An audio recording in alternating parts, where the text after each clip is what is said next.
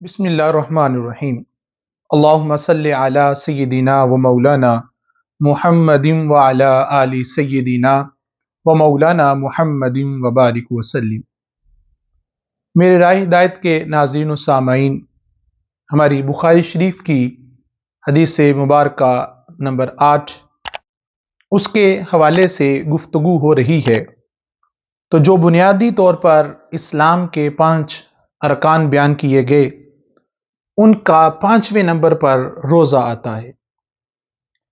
روزے کے متعلق اللہ تبارک و تعالیٰ قرآن مجید میں واضح طور پر ارشاد فرما رہا ہے۔ سورہ بقرہ کی آیت ہے کہ اے ایمان والو، تم پر روزے فرض کیے گئے ہیں جس طرح تم سے پہلے لوگوں پر فرض کیے گئے تھے تاکہ تم پرہیزگار بن جاؤ۔ روزے کا بنیادی مقصد یہ ہے کہ روزہ رکھنے والوں کے دلوں میں تقوی پیدا کرتا ہے، ان کو متقی بناتا ہے۔ بابا جی سرکار سے اس حوالے سے گزارش کی، سوال کیا، حضور روزہ کیا ہے؟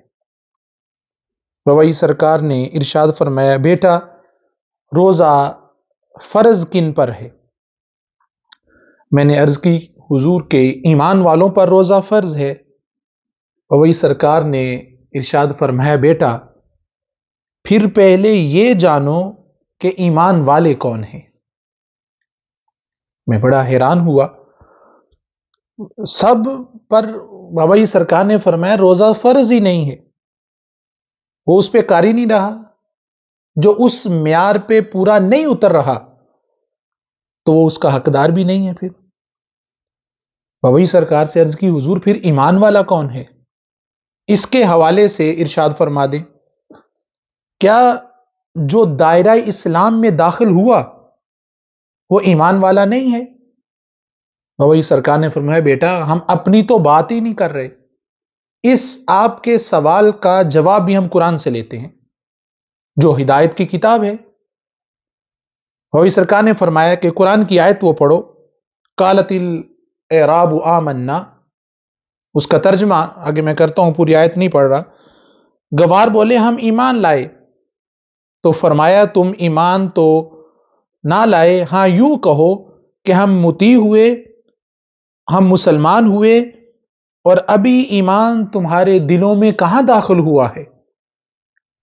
جیسے قرآن کی آیت سے یہاں پر ناظرین واضح ہو رہا ہے کہ جو دائرہ اسلام میں داخل ہو رہا ہے اسے مسلمان کہا جائے گا، ایمان والا نہیں کہا جائے گا، مومن نہیں کہا جائے گا۔ مومن اس وقت ہوگا کہ جب ایمان ان کے دل میں داخل ہوگا تو پھر اس کو مومن کہا جائے گا، مطلب ایمان کا تعلق دل کے ساتھ ہے۔ بابا جی سرکار سے عرض کی، حضور پھر ارشاد فرما دیں کہ دل کے ساتھ اس کا تعلق کیسے ہے؟ بابا جی سرکار نے ارشاد فرمایا، بیٹا آسان طریقے سے یہ بات جان لو اور اس بات کو اپنے دل و دماغ میں ہمیشہ ہمیشہ کے لیے نقش کر لو۔ میرے ناظرین و سامعین، بڑی خوبصورت اور ایک ہی جملے میں پورے ایمان کو بند کر دیا۔ بابا جی سرکار نے فرمایا کہ جس بندے کا دل ماں سوا اللہ سے پاک ہو وہ مومن ہے، یعنی اس کے دل میں کوئی غیر نہ ہو، ہر قسم کی چاہت سے، ہر قسم کے عہدے سے، ہر قسم کی محبت سے، ہر قسم کی تمنا سے، ہر قسم کی آرزو سے پاک ہو۔ اس بندے کے دل میں کسی منصب کی خواہش نہ ہو، ہر معاملے میں اسی کا ہی طلبگار ہو، اسی کا ہی طالب ہو، ہر لمحے اسی کی یاد سے دل کا آنگن بسایا ہوا ہو، صرف اسی کی چاہت ہو، تو اس کو ایمان کی حلاوت نصیب ہو گئی، اس کا شمار ایمان والوں میں ہوگا۔ بابا جی سرکار نے فرمایا، بیٹا اس سے آگے کی بات کہوں؟ عرض کی حضور مہربانی فرمائے۔ فرمایا، بیٹا یہ سن لو، جس کے خیال میں بھی، پہلے تو دل کا آتا، جس کے خیال میں بھی اس کے علاوہ کوئی نہ ہو وہ مومن ہے.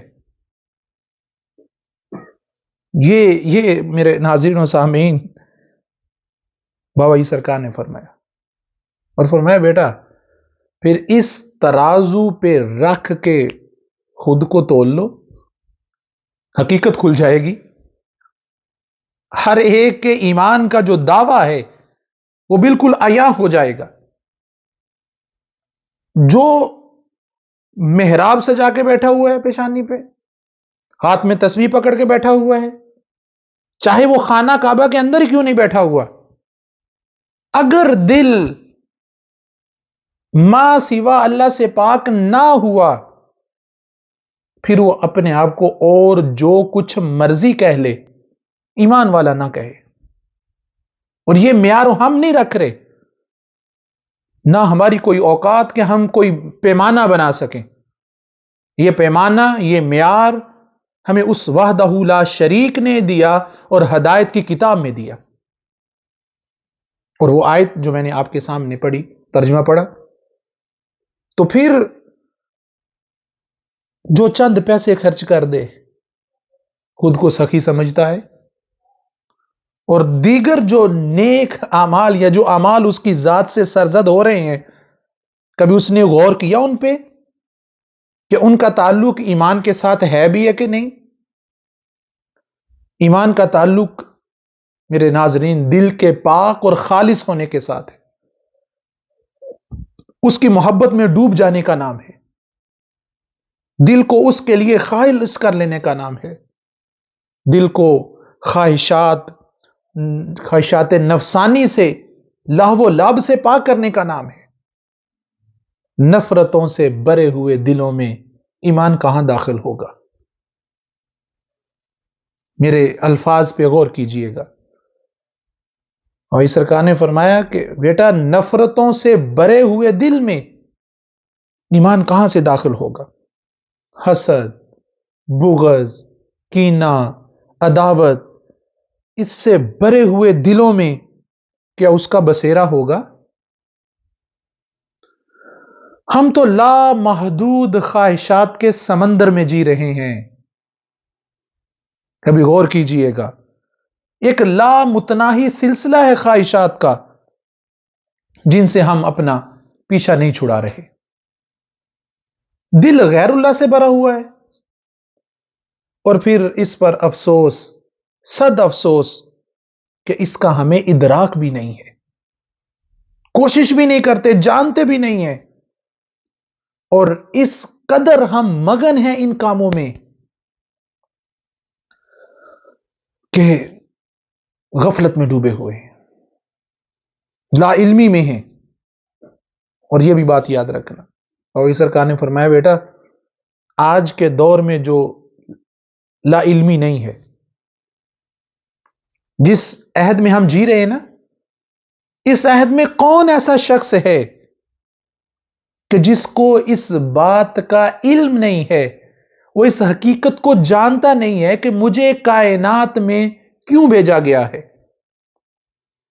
آج اس ماڈرن دور میں، جدید دور میں ہم رہ رہے ہیں، کس کو علم نہیں اس کا؟ ان سب کاموں میں جو اس کے علاوہ ہے نا میرے راہ ہدایت کے ناظرین و سامعین، ان کاموں میں ہم صفے اول میں کھڑے ہیں، اور جو اس کی طرف جانے والے ہیں، جو کام اس نے اور اس کے محبوب نے ہمیں بتائے ہیں، اس میں ہم صفر ہیں. آج کی نشست میں یہاں تک دعوت غور و فکر دے رہا ہوں، بات کا تسلسل جاری رہے گا.